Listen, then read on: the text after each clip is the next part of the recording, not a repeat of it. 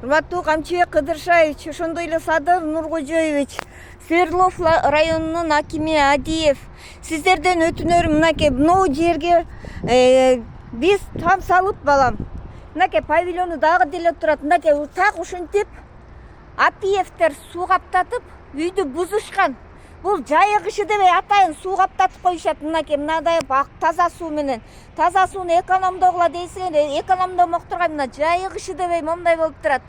Урматтуу айыл өкмөт, Свердлов районунун акими жана ошондой эле жердин комиссиясы мынакей бир таш түшүрбөгүлө деп кеткенсиңер. Мынакей таш түшүрмөк тургай стройка кылган атышат. Бияка мынтип таштардын баардыгын үйүп атышат. Мынакей биягынан да таштарды үйүп атышат.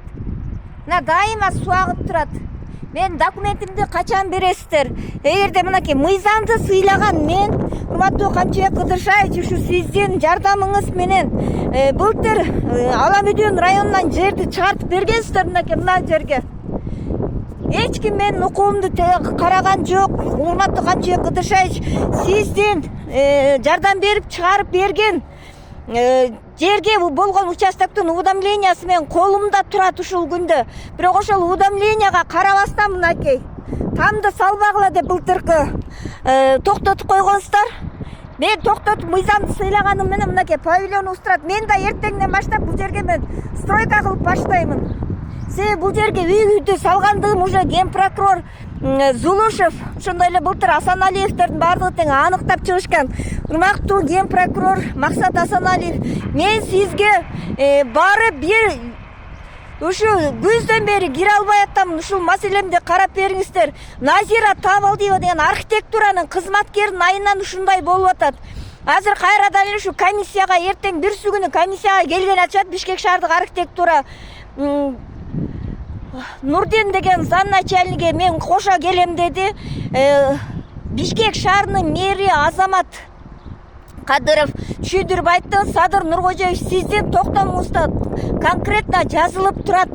Эгерде ким үй салса, ошого үйдүн бар экендиги аныкталса, үйүнүн документин срочно чыгарып берилет деп. Комиссиядан экен могу үйдүн бар экендиги аныкталып, бул да өткөн. Тергөөчүнүн токтомунда чыккан, үйдүн бар экендиги бүт аныкталган. Мынакей ушулар бузушкан, ушул зөөкүрлөр бузушкан. Эми азыр үйдү атайын салдырбаш үчүн суу каптатып атат. Эмне үчүн сууга каптатканга эмне үчүн сиздер ушу таза суу күнү түнү дебей агып турат? Мына былтыр да көргөзгөнмүн. Эмне үчүн штраф салбайсыздар мынага? Эмне үчүн штраф салынбайт? Мынакей күнү түнү дебей агат, жайык иши дебей. Ушул Апиев деген менин баламдын колун талкалап, өзүмдүн башымды жарып, мынакей канча жолу чыр чыгарган. Мынакей таза суу күнү түнү дебей агат дайыма. Мынакей стройка кылбагыла дегенсиңер, мынакей мынтип стройкага таш чогултуп атышат.